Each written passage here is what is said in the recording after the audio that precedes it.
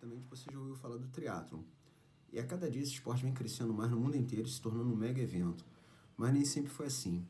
Quem vai estar aqui com a gente hoje falando um pouco sobre esse esporte maravilhoso é o nosso ex-atleta olímpico Armando Barcelos, hoje vice-presidente da Confederação Brasileira de Triatlon.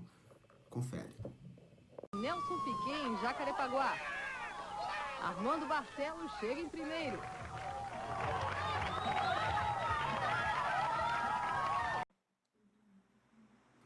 Vamos lá. Então, estamos aqui conversando aqui, né? Depois já conversamos muito, né? Mas vamos continuar conversando aqui com o nosso amigo. Já fez aquecimento, né? Agora... Pô, que aquecimento, né? Vamos lá. Estamos conversando aqui com o nosso amigo, triatleta, Armando Barcelos, ex-atleta olímpico, 2 Olimpíadas aí.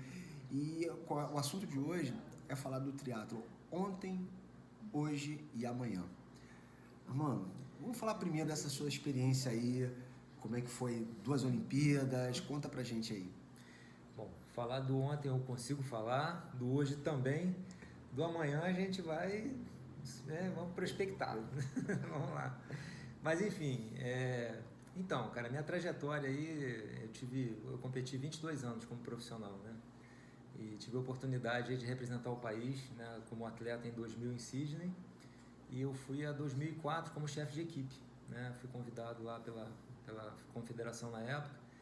Eles fizeram uma homenagem pelo que eu prestei de serviços, né, para o triatlo, eles me convidaram para ir como chefe de equipe. E vou te falar que foi uma Olimpíada que eu mais curti, né, em termos de Olimpíada. Como atleta, obviamente, que é inesquecível, mas como assim, para aproveitar o evento como um todo, eu acho que a experiência como chefe de equipe foi muito rica, né, porque eu consegui ver várias coisas que como atleta você acaba não vendo. Você fica muito focado, né? O atleta virava do quarto pro treino pro quarto, restaurante, quarto. E como atleta, enfim, foi uma Olimpíada de Sydney. A primeira Olimpíada gera aquela ansiedade atrapalha ou ajuda? Como é que foi isso? Não, é assim, você vai adquirindo experiências, né? Quanto mais você se prepara para uma prova, mais nervoso você fica mais ansioso você fica para a prova.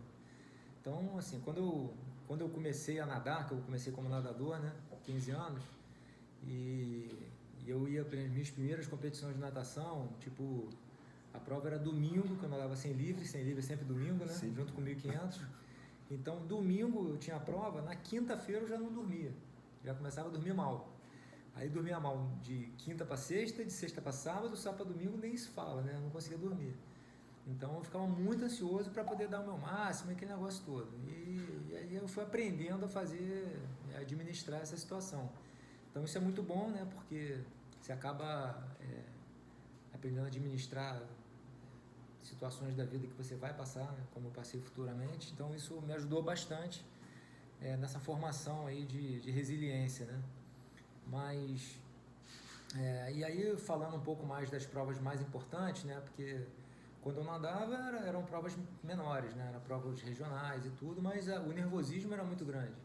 Quando eu comecei a competir nas provas de triatlon, que eu percebi que eu comecei a ficar nervoso nas minhas primeiras provas, aí por eu sou engenheiro e como todo bom engenheiro, eu sou muito cartesiano, então eu sou da seguinte estratégia. Se você é ruim de subida, tem que treinar o quê? Subida. Se é ruim de curva, tem que treinar o quê? Curva. Se você é ruim de descida, tem que treinar o quê? Descida. Se você fica nervoso para a prova, tem que fazer o quê? Competir. Então eu peguei um ano, eu me lembro, cara, eu competi de março até agosto todo final de semana. Eu não importava o que era. Tinha competição, eu estava dentro. Era corrida de rua, era ciclismo, era natação, era triatlon, era o que tivesse, eu estava entrando para competir. E aquele ano eu percebi que depois de competir tanto, eu percebi que a competição, na verdade, era mais que um treino de luxo. E esse foi um grande diferencial, que eu comecei a me policiar um pouco mais em relação ao nervosismo, passei a dormir melhor, de tanto que eu competi, né? É treinável, até o nervosismo você tem que treinar. Eu até conversei com o Guilherme Costa, né, que é uma das nossas esperanças de medalha aí para a próxima Olimpíada, e eu perguntei isso para ele, falei, poxa, mas você faz alguma preparação em relação à parte psicológica e tudo mais? Ele até tem um coach, porque na minha época, e na época do técnico dele, que o técnico dele é contemporâneo nosso, natação, né, o Carfuckelstein, né, e falando, na nossa época, o nosso coach era o pai ou a mãe gritando na arquibancada e o técnico, né, pronto para te dar uma bronca no final. Eram os nossos coaches, né? Hoje em dia não, hoje em dia você já tem uma vertente já diferente, né? Profissionalizou, né? Profissionalizou muito mais. Na sua época, como isso se dava, você no dia da competição? Você procurava ficar mais sozinho para se concentrar melhor? Ou você tinha alguma outra técnica para tentar... Assim, Léo, é aquilo que eu falei, né? Assim, primeiro que se eu fosse falar com o meu técnico, eu tava nervoso, ele ia falar, pô, meu, vira homem, porra. Que porra é essa? Você tá pensando o quê? Não, cara, você não tem nervoso mesmo não, cara. Vai embora, encara lá, vai embora. Então, assim, era muito raiz o negócio, né? Era muito raiz. Então, não tinha muito... a gente não tinha muita técnica psicológica para se preparar. Então, cada um era o seu psicólogo. E você desenvolver o seu lado de psicologia dentro da formação, né, de você poder não ficar nervoso, essas questões todas, era uma das valências que você tinha que ter para poder se sobressair perante os outros, né? Então, além de você treinar, além de você se dedicar a tudo, você ainda tinha essa parte psicológica que eu tive essa sacação desde cedo, né? Tanto que eu sempre quis ter um psicólogo esportivo naquela época e nunca... Falei, cara, acho que nem existe essa profissão. Naquela época não tinha. Aí era muito embrionária a coisa, entendeu? Então, acabou que eu fui desenvolvendo o meu jeito de fazer, que é o que você está falando. Então, por exemplo, eu me lembro bem, né? Eu fui competir uma vez, uma prova em Fortaleza, que era a minha última prova para classificar para Winnipeg. E lá em Winnipeg era a última prova que tinha para as Olimpíadas. Então era assim, era o último tiro do último tiro. Tinha que dar tudo certo para poder ir. E aí nessa prova eu me lembro eu treinando no Parque da Cidade. Eu treinei várias vezes lá no Parque da Cidade sozinho, fazia questão de ir sozinho, mentalizando a prova, metro a metro o que ia acontecer. Eu já sabia que eu competia contra o Juraci, que era a pessoa que podia tirar minha vaga. E eu sabia que ele ia meter o pé no chão e a gente ia nadar junto. E eu sabia que a gente ia pedalar junto, porque era prova com vácuo. Na hora que ele metesse o pé para correr, eu tinha certeza que ele ia correr lá para os seus 2,50, 3 minutos, o segundo quilômetro, e depois ele sentava no ritmo. Então, ele ia correr para intimidar. E eu programei na minha cabeça que a minha prova era 1.543. Eu tinha que correr 3 quilômetros. Se eu corresse 3 quilômetros com ele, eu ganhava a prova. E foi o que eu fiz, entendeu? Então, eu corri 1.543. A minha prova foi essa. Quando eu cheguei no terceiro quilômetro do lado dele, que ele viu que eu estava do lado dele, ele afrouxou e aí eu fui. Quer dizer, eu já sabia, já conhecia o meu adversário. Então, essas coisas que, assim, que você tem que acabar se programando previamente, que obviamente ajuda muito, né, na hora da prova, você não tem a dúvida nenhuma que ajuda muito. E como a gente competia muito entre nós aqui dentro do Brasil, e talvez essa tenha sido minha grande fraqueza, né? Porque quando eu ia para fora, por eu não conhecer a maioria das pessoas que eu competia, eu sempre achava que eu estava competindo contra o alienígena, né? E aí você acaba... Né, assusta um pouco. Assusta um pouco. E talvez essa experiência internacional que tenha me faltado, porque naquela época a gente não tinha o apoio que hoje... Hoje tem, né? Hoje, cara, o pessoal que está sendo patrocinado não, apoiado, né, pela CBTRI, os caras vão fazer o que quiserem, né, de circuito mundial, de qualquer prova do mundo, cara, pagando táxi para o aeroporto. O cara paga táxi para o aeroporto, a partir do aeroporto até a volta dele para chegar no aeroporto, pegar o táxi para casa, é tudo incluso. Não paga nada. A gente teve até, inclusive, o Messias, a Luísa Batista em Hamburgo, por um acaso. A Vitória estava lá? A Lopes, eu não lembro. A Luísa eu lembro que estava, a Lopes eu não tenho certeza. Mas em Hamburgo, por sinal, ela estava indo até muito bem na corrida que ficou um pouquinho mais complicado. Ela estava bem na natação e da bike também. E te pergunto, em relação a... Você falou da questão do apoio, né? Que naquela época não tinha. Treinamento. Como era naquela época? O que você notou de evolução para hoje? Léo, assim... eu fui todo torto, né? Porque, assim, eu comecei como nadador, como você sabe. Aí, logo depois que eu comecei como nadador, os treinos da gente naquela época eram muita distância, não tinha muita intensidade. Então, a minha base inicial foi muito grande. Assim, tipo, meu técnico falava, pedala uma distância aí. Eu ia a Friburgo e voltava de bicicleta no mesmo dia. Era isso, entendeu? Chegava lá, tomava uma coca litro e voltava. Era esse o treino. levava meia dúzia de banana no bolso, R$15, que é o que eu tinha, ia lá, tomava coca-lito, que era os R$15, e voltava para casa. Era isso, entendeu? E foi assim, cara. Então a gente foi fazendo muita base. Eu nunca saía de casa para pedalar menos de 2 horas e meia. Eu nunca saía de casa para nadar menos de 5 mil. Então a coisa foi tomando um volume muito grande. Até o momento que eu treinei lá com alguns treinadores.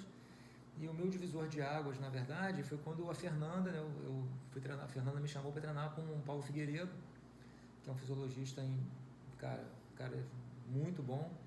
E eu me lembro até hoje do primeiro treino que eu fiz lá, né? Cheguei lá no fundão, a gente treinava lá no fundão. Aí ele falou pra mim assim, hoje a gente vai fazer 10 x de minuto. Aí eu falei pra ele, não, cara, olha só, eu tô vindo de Niterói, eu tô acostumado a treinar, cara, não precisa fazer 10 x de minuto. Não, cara, a gente vai fazer só 10 x de minuto. Eu falei, não, cara, eu tô acostumado a treinar, pode botar treino aí. Não, cara, vamos fazer só 10 de minuto. Eu falei, tá bom, e vamos descansar 4 minutos entre um tiro e outro. Eu falei, cara, esse cara tá de brincadeira, né, cara, tá achando que eu sou amador, né? Tá bom, beleza. Aí, vai respeitar, né? O cara tá mandando, beleza. Aí eu fiz lá. Só que assim, a gente vai fazer o primeiro para não conseguir fazer o segundo. É para dar tudo no primeiro, e tudo no segundo, e tudo no terceiro até o 10º. Vai dar tudo até morrer.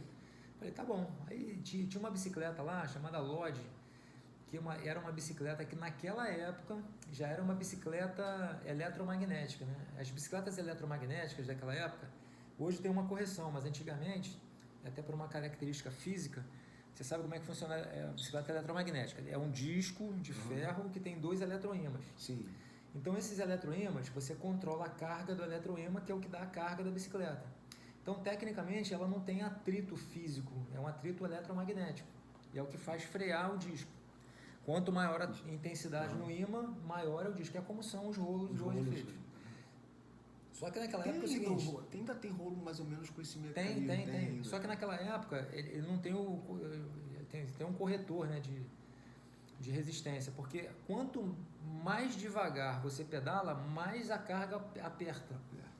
Então hoje tem um corretor. Hoje, naquela época não tinha. Então, por exemplo, se você está a 90 RPM, a 350 watts, mais ou menos. Se você baixar de 90 RPM para 85, a carga meio que aumenta. Aí já fica... Então, ou você fazia a carga ou não fazia, entendeu? Porque ela ia ficando cada vez mais dura, não dava. E aí, cara, você botava lá 90 RPM, você botava a carga que ele mandava lá, cara, era 1 minuto de esforço, cara. Aí o primeiro tiro, né, fiz lá o primeiro tiro, mó barato. Falei, porra, o negócio é forte mesmo, hein? Aí os 4 minutos, ainda eram os 4 minutos. Aí eu descansei. No segundo tiro, eu fiz o segundo tiro. Cara, quando chegou nos 40 segundos, eu falei, cara, esse negócio vai dar ruim, cara. E aí, chegamos no minuto lá, aí os 4 minutos de intervalo já passaram rápido a ser demais. 3. Aí passaram a ser 3 minutos na minha cabeça, né? No quarto tiro, eu falei, meu amigo, não vai dar para chegar no final. E vamos lá, e quinto e sexto e sétimo, oitavo, faltam 2 e vamos embora 9 e 10. Cara, eu fiz 10 minutos forte. Fui para casa dormir a tarde toda. Quebrado. Treinei 10 minutos, cara. E aí eu aprendi, cara, que assim, o que faz você melhorar não é a quantidade, entendeu? Você precisa da quantidade para te ajudar na recuperação, para te dar aquela base que você precisa, mas o que faz você melhorar é a qualidade. E aí a gente volta para aquela mesma teoria. Se é ruim de curva, vai fazer o quê? Se você vai competir fazendo força, tem que fazer o quê? Força. Então não adianta, entendeu? Não adianta você fazer só a quantidade, tem que fazer a qualidade. Inclusive foi a experiência que eu tive ontem, inclusive, que eu tive Covid, quarentena, as coisas, eu tô voltando agora. E ontem eu dei um treino, teoricamente, em distância, né?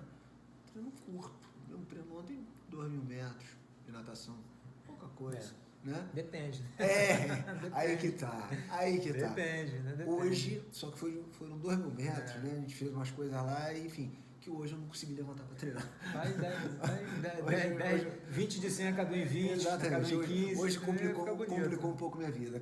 A vida de atleta amador, né? Tem que trabalhar e tudo mais, complicou um pouco. E agora vindo para o triatlon hoje, né?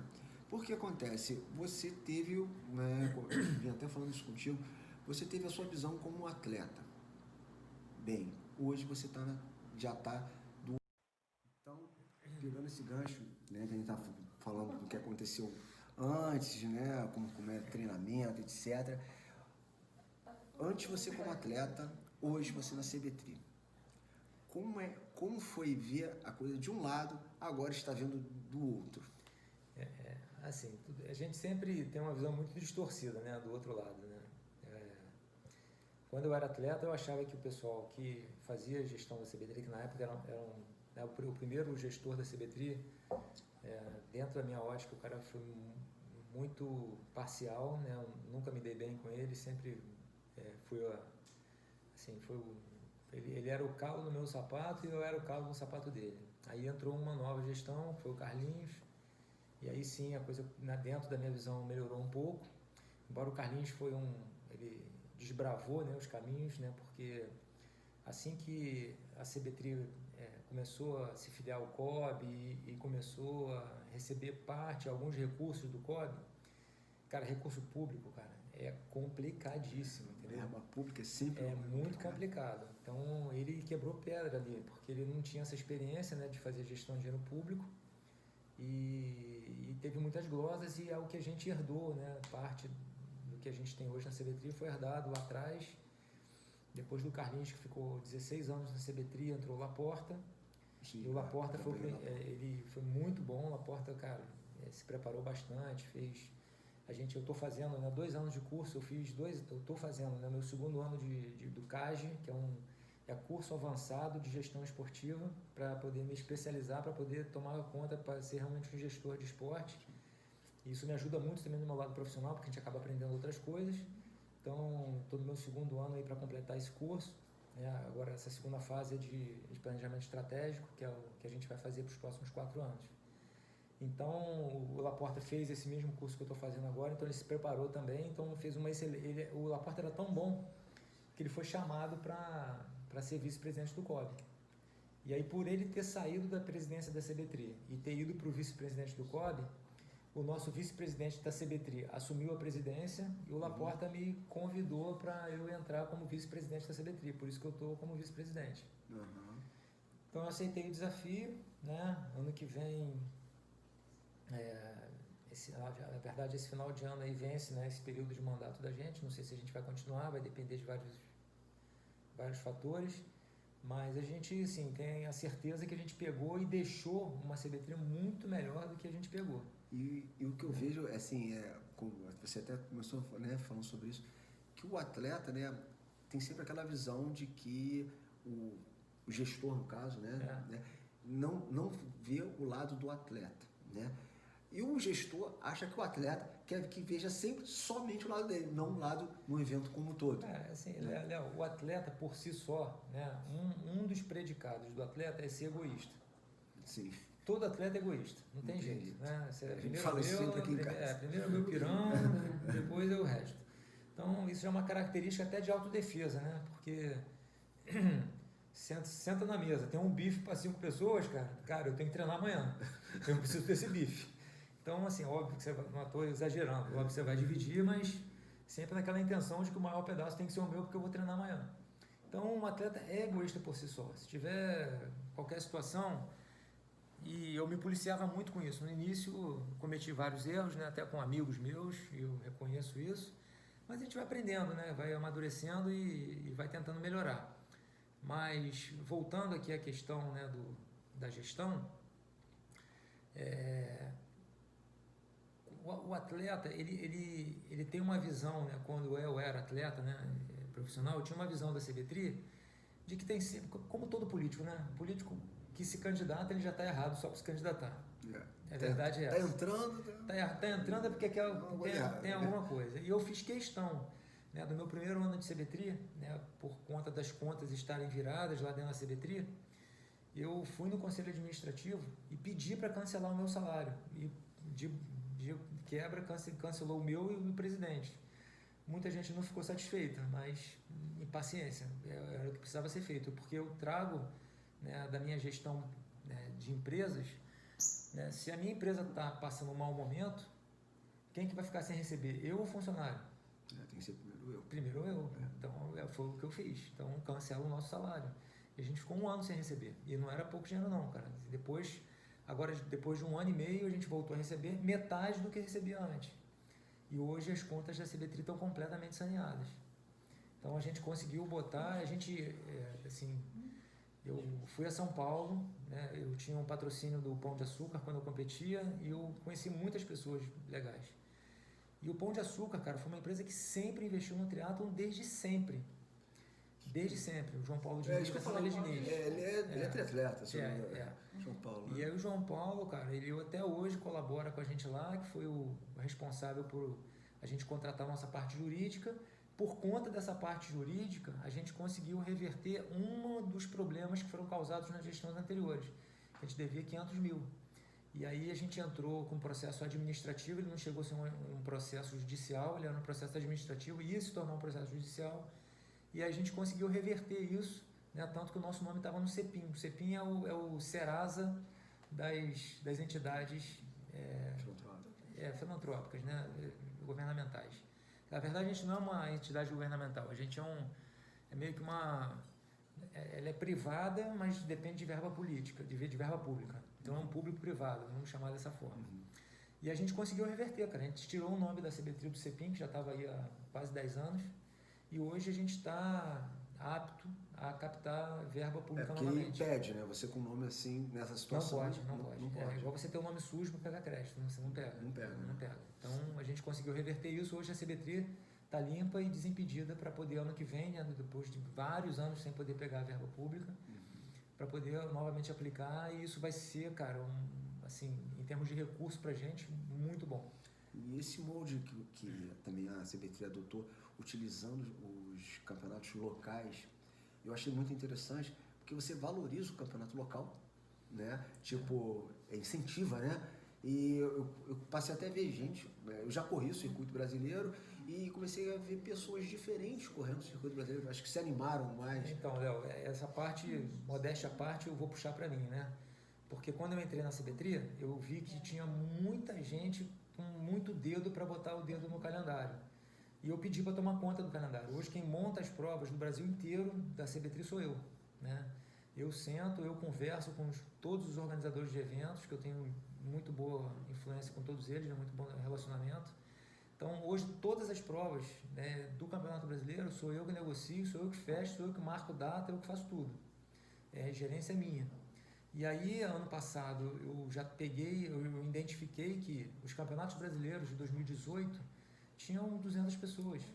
E era lá, não sei aonde, entendeu? Era meio que troca política. Não, eu tomo o campeonato brasileiro e, cara, isso acabou, entendeu? Hoje, cara, as provas são meritocráticas. Eu peguei as melhores provas do Brasil, efetivamente. Então, hoje, ninguém faz uma prova de campeonato brasileiro que já não tivesse existido essa prova antes. Você está organizando prova, começou a organizar esse ano, eu quero fazer uma... Não pode, essa prova sua já existe? Não, então não pode ser campeonato brasileiro, só pode ser campeonato brasileiro prova já existente e comprovadamente vencedoras, em termos de público, de apresentação, enfim. E aí foi como eu programei, e a coisa começou a funcionar dessa forma. Então ano passado, ano retrasado, né, 2018, a gente tinha tipo 6, 7 provas de campeonato brasileiro. Já em 2019, né, tiveram 16 eventos de campeonato brasileiro, já com esses modelos de terceirização de prova. Então a CB3 gastava R$500 mil para fazer tipo 4, 5 provas. Em 2018. Em 2019, a gente gastou 0 para fazer 16 eventos. E muito melhores do que a gente fazia. Porque eu terceirizei os eventos já vencedores. E em 2020, a gente estava com 34 provas programadas. E aí aconteceu a questão da Covid, né? Da pandemia. Eu notei isso, até o brasileiro, dia 4, que teve em Copacabana, no passado, sim, foi super legal.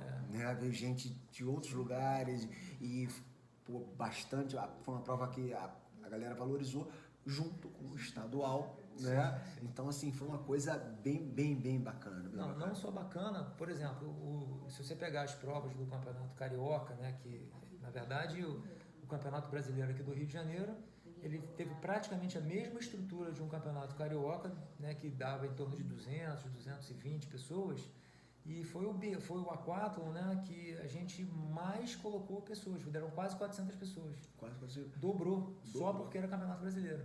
Então, assim, aquele resgate do nome Campeonato Brasileiro está começando a acontecer, né? Porque ninguém, assim, se tivesse um Campeonato Brasileiro e um tri-day, as pessoas iam correr o tri-day e não iam correr o Campeonato Brasileiro. Hoje o tri-day é o Campeonato Brasileiro. É o Campeonato Brasileiro. Eu achei uma sacada, assim, que eu achei que colou muito. Porque, cara, se eu não posso com eles, junte-se a eles. Então, eu acho que rolou um sinergismo de força, um sinergismo ali isso foi uma tacada muito boa. Eu achei que foi muito bem acertado, muito bem acertado. E o que acontece? Agora, tu falou de 2020, né? Vamos entrar agora no triatlon amanhã. É aí que eu X da questão. Não, mas assim, a gente está com bastante planejamento, né? Então, por isso que eu digo que o planejamento estratégico, ele tem que existir, né? Não dá para, né, botar o dedo, ver para onde está ventando e vai. Você tem que traçar o seu caminho. E isso está sendo feito através... Hoje a gente tem, dentro da CBTRI, a gente está praticamente como uma empresa, né? A gente tem o segmento do setor técnico, tem o segmento da comunicação. A gente acabou de absorver agora o departamento de marketing, tudo com pessoas muito próximas e umas não cobrando e outras cobrando muito pouco e fazendo um trabalho de muita maestria. A gente tem o nosso setor interno da CBTRI, né? É o nosso, que a gente chama de atividade e meio, né? Atividade e meio é o que gerencia tudo, né, dentro da CBTRI, que paga o salário de todo mundo, faz tudo acontecer, é o hub central. A gente tem uma comissão de técnicos, a gente tem uma comissão de ética, a gente tem um conselho administrativo, a gente tem basicamente todos os hubs que precisam ter para que uma empresa consiga funcionar. E hoje a CBTRI é uma empresa. E isso foi muito importante, ter essa visão, né, por conta de tudo que a gente aprendeu e estamos colocando em prática. Então, isso fez com que a gente saltasse muito dentro em termos de governança dentro da CBTRI. E é o que está acontecendo, entendeu? Então, a gente está colhendo os frutos. A CBTRI ganhou um prêmio, né, meio que de federação revelação dentro do COB. A gente não estava entre os 3 primeiros em termos de governança, porque dentro do COB existe um programa de meritocracia muito grande, né, que você tem que cumprir vários patamares de afazeres lá para que você consiga realmente, e quanto mais você avança nesses patamares, mais retorno financeiro você tem. Entendeu? Então, hoje a gente está bem avançado em relação às outras confederações que não investem tanto como a gente está investindo em termos de governança, e é por isso que a gente está colhendo os frutos que a gente está colhendo. Hoje a gente tem praticamente uma unanimidade aí perante os presidentes, era uma brigalhada, cara, esse negócio de presidente. Hoje, cara, o grupo dos presidentes é uma paz, porque as pessoas veem a transparência que a gente está dando para a CBTRI, né? A gente publica lá toda a nossa parte burocrática, né? De números, de tudo é publicado bimestralmente para que todo mundo veja. Então você vai lá, entra no site da CBTRI e você vê quanto que eu ganho. Não tem problema nenhum. Você vai lá e vê quanto cada um ganha.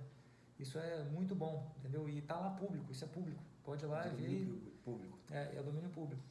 E, enfim, cara, uma das coisas que eu vi, né, e que aí os atletas, né, que voltando àquela pergunta lá atrás, que não enxergam, cara, praticamente 20% do que a CBTRI, hoje a CBTRI ganha 2 milhões e 400 por ano, né, do COB. E ganha mais uma verba do CPB, né, do Comitê Paralímpico também. Então, essa verba, 20% só dela, que pode ser destinado para atividade meio, que é a atividade que vai gerenciar toda a organização. E 80% ela é para projeto, de atleta, de tudo. Então, tem que ser gasto com atleta. Então, assim, a gente tem, não é que essa verba vem para a conta da gente, essa verba fica no COB. Então, por exemplo, Léo, você é atleta da confederação, né? Ou você é um atleta expoente do Brasil que a confederação está acreditando em você. Então, você quer fazer uma viagem para o Japão.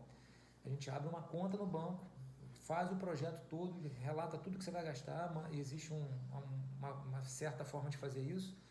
Eu mando isso para o COB me dá o dinheiro da sua viagem, quanto você vai gastar de hotel, alimentação, me dá esse dinheiro, eu presto conta de tudo que você vai gastar e aqueles 2.400 são debitados desse valor que eu te mandei para lá. E assim você vai fazendo os projetos, até que chega no final do ano.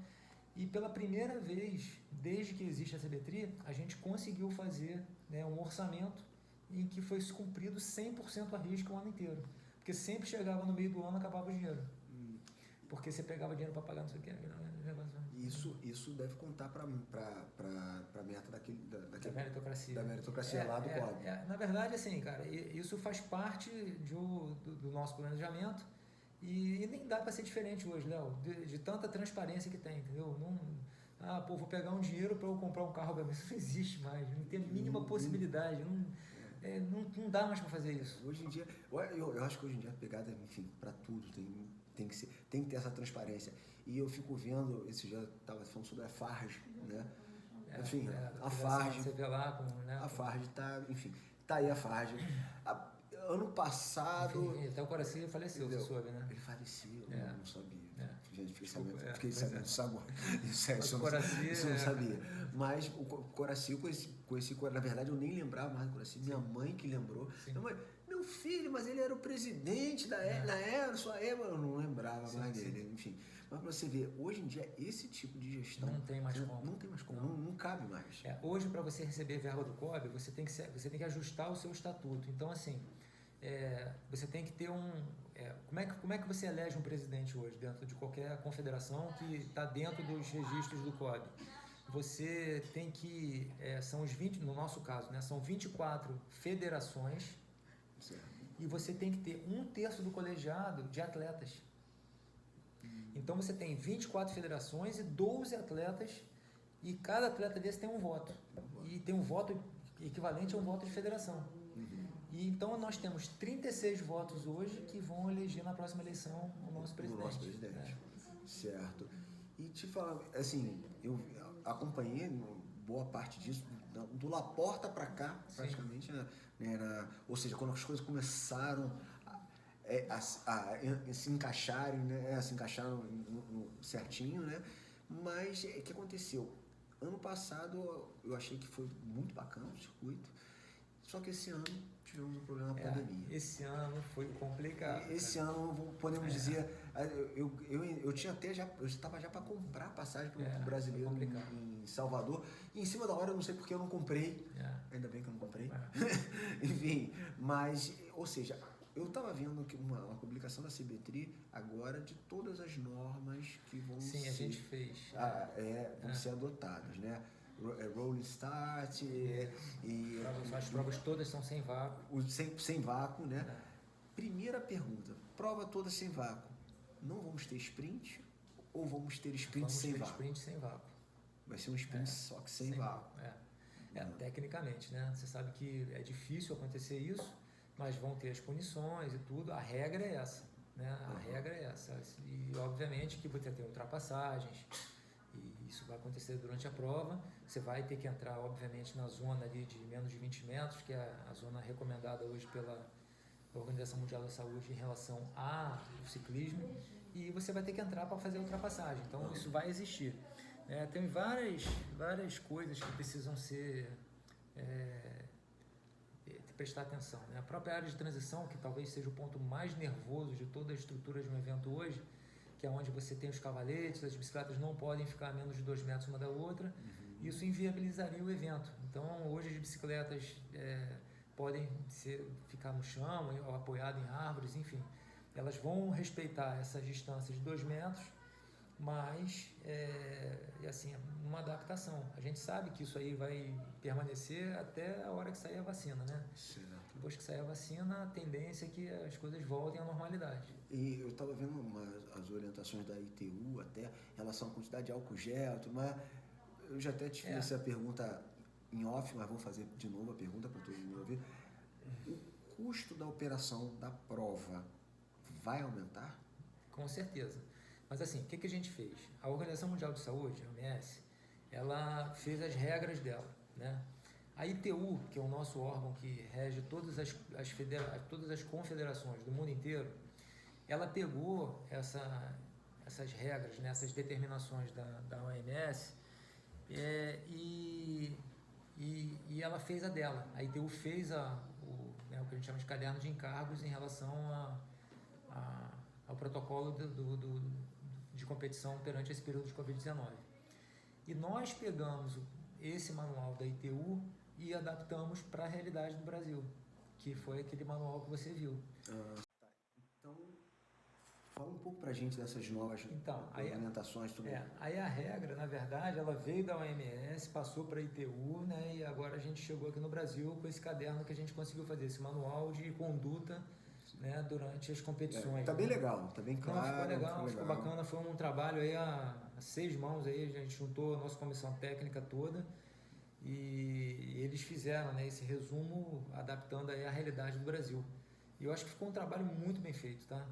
Inclusive, a gente está passando isso para vários organizadores já do Brasil inteiro e eles estão meio que tomando esse nosso caderno de encargos aí para fazerem os deles também, adaptando também o nosso caderno, né, de acordo com as conveniências dele, porque na verdade isso é uma recomendação, né? Isso não é ainda não tem um protocolo. Não pode ser regra, né, cara? Não tem como ser regra. É uma recomendação. Algumas coisas sim, né? A competição sem vácuo tem que existir, o uso de máscara antes e depois dos eventos tem que existir, a inexistência de simpósio técnico vai ter que ser tudo online, inclusive não premiação kit, também. Não premiação não vai ter premiação, acabou, vai embora logo. Acabou. Então assim, a gente está adaptando, cara. A gente sabe que isso aí vai durar mais 6 meses, 8 meses, né? E a gente espera que seja isso, porque essa vacina tem que sair logo, porque senão você acaba até comprometendo os Jogos Olímpicos do ano que vem. Sim, porque se não sair a vacina até os Jogos Olímpicos do ano que vem, vai rolar. Não vai rolar. Com certeza. Inclusive, nós estamos falando assim, pertinho, assim, sem máscara, porque pois é, ele já teve Covid e eu também. Então, estamos os dois imunizados, então tá tranquilo. Então a gente pode ficar junto, pode abraçar, tá de boa, tá, gente? Tá tranquilo. Foi bom esclarecimento. Esclarecer isso aí. Eu sei que você vai falar, os caras estão muito perto um do outro, mas tem um motivo, tá? Tudo tem um motivo. Mas e como é que está a preparação do pessoal para Tóquio? Então, cara, pra gente, na verdade, esse atraso aí de um ano, no fundo, pra gente foi bom, né? As meninas lá são muito novas, eu acho que elas têm mais um ano aí de maturação aí em relação aos treinos, em relação às experiências, embora, né, o que gera experiência são as competições internacionais, e isso não está acontecendo. A previsão é que a partir do dia 1º de setembro já se comece algumas competições nos locais que sejam liberados pelos órgãos municipais, né, de cada região. Mas, tecnicamente, para nós, CBTRI, a partir do dia 1º de setembro, as competições já passam a ser válidas. Porque o que aconteceu? O início da pandemia, se eu não me recordo, foi dia 13 de março, 13 ou 14 de março. Oficialmente, eu não me recordo. Foi algum dia de março. Foi 13 ou 14 de março. Não me recordo. Foi véspera do Correio do Túnel lá da gente. Né? E aí, de 13 de março até dia 1º de setembro, todas as provas que eram contempladas dentro desse intervalo, elas foram canceladas, elas não foram adiadas. Isso em relação às provas que eram consideradas campeonatos brasileiros. Por exemplo, existia uma prova que era Campeonato Brasileiro de A4. Em relação ao Campeonato Brasileiro, ela não vale mais. Se ela existiu ou não, eu não sei. Mas com o Campeonato Brasileiro, ela não valeu. Ela pode até ter existido, mas não teve a chancela do Campeonato Brasileiro. Sim. Então, todas as provas entre 13 de março até dia 1º de setembro, nesse intervalo, todas as provas foram canceladas a nível de Campeonato Brasileiro. A partir do dia 1º de setembro, até dia 31 de dezembro, a gente vai ter uma prova por modalidade. E eu estou refazendo todo esse calendário. E isso dá um trabalho, porque é começar tudo do zero. Então, já estou com 80% do calendário fechado. Porque normalmente a promoção você começa no ano anterior, né? Normalmente eu começo a montar o calendário em setembro para o ano seguinte. Agora você vai ter que montar o calendário para agora, o segundo semestre. Tem que montar, assim, na verdade eu até achei que fosse ser um pouco mais rápido, mas estou me esbarrando aí com algumas dificuldades, por isso que está demorando um pouco mais, mas vai sair. Acredito aí que mais nos próximos dias aí eu já tenha fechado essa questão. Para zerar todas as provas, né, de campeonato brasileiro. E a equipe de triatlon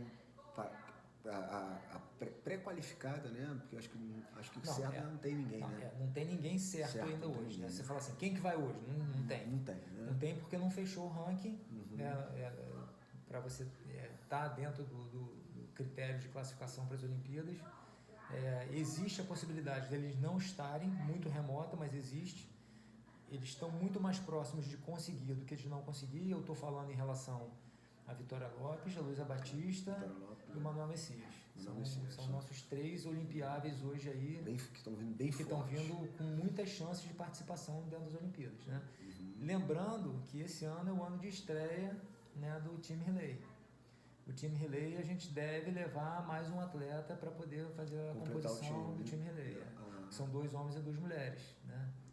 Então, como a gente só tem um homem, que é o Messias, provavelmente a gente vai ter que levar o outro para que... Vai abrir uma vaga a mais aí. Vai abrir uma vaga a mais. Pô, legal. E isso se nós conseguirmos classificar o nosso revezamento de time relay, que a gente foi campeão pan-americano, mas isso não nos dá ainda chancela, né? Chancela de estar largando. Então a gente tem que, assim, é um degrau de cada vez. Mas é uma estrada bem íngreme para conseguir, tá? Não é fácil não. Essa confusão de pandemia, né? Eu falo assim, porque você chegar numa Olimpíada é uma construção, né? Sim, cara. Eu fico cara, eu falei, gente, mas foi um projeto às vezes de alguns anos para a pessoa chegar na Olimpíada esse ano. Aí não tem Olimpíada esse ano. Entendeu? Será que ele vai conseguir chegar na Olimpíada ano que vem? Não sei. Você vê, eu comecei a fazer triatlo em 83. Então foram 83, 93, eu fui em 2000, cara. Foram 24, peraí, então 83, 93, 10 anos. Depois foram 17 anos, cara. 17 anos. 17 anos. É uma construção, é um projeto de vida. É um projeto de vida. Entendeu? É tudo isso. Exatamente. Nessa pandemia eu falei, gente, isso para atleta profissional, isso, cara, é uma coisa assim, pra gente aqui, já é impactante. Pro atleta profissional, ele fica assim, cara, e agora? Minha vida parou, não tem o que fazer. Por quê? Porque agora eu não sei nem se eu vou conseguir chegar na Olimpíada ano que vem. Por quê? De repente, ele tinha programado um treinamento para chegar no auge esse ano. Pois é, assim, como os ciclos, eles são macrociclos, né? Então, assim, óbvio, você teve que jogar fora praticamente todo um ciclo para essa Olimpíada, mas, cara, a gente tem mais um ano ainda para construir. Então, assim, é um ano, só que, assim, no nosso caso, a gente tem que correr atrás do treinamento para a Olimpíada e também da classificação, né? Não é só você treinar para a Olimpíada, eles vão ter que competir ainda várias vezes, né, durante o circuito mundial. Provavelmente vão começar a acontecer algumas provas e eles vão precisar competir para poder se classificar. E aí sim poder fazer lá o seu ciclo lá de 4 meses, que eu acho que é o ideal, talvez um pouco mais, para poder chegar no pico mesmo lá nos jogos. Pô, mas vamos ficar aqui torcendo aí para essa galera. Cara, torcendo de perto, né? Eu quero estar lá, eu quero ver de perto isso daí. Né? Vamos ver. Tô com um planejamento aí de repente, quem sabe aparecer também. Quem sabe a gente não grava uma matéria. Uma live lá em Tóquio, né? Vai ser legal, vai ser bacana. Gente, foi um prazer aqui hoje conversar aqui com o Armando Barcelos, entendeu? Essa pessoa maravilhosa, essa figura, eu posso dizer que é quase uma figura, né, folclórica aqui de Niterói, porque todo mundo conhece esse cara aqui. Aqui em Niterói é a figura fácil, essa pessoa sempre disponível, sempre bacana, sempre aberta aí para dar atenção aí, bater um papo com a rapaziada. Foi muito bom aí conversar com você, Armando. Obrigado. Valeu, Léo. Falou, gente. Obrigado. Um abraço aí. Tudo de bom.